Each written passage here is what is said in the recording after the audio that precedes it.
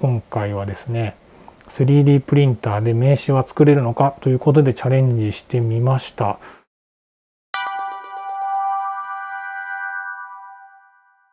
こんにちは、あまねデザインです。今回はですね、こちらにありますエレグのサターンという光造形プリンターを使って名刺、ビジネスカード作れるのかというのをやってみましたので、それをお送りしたいと思います。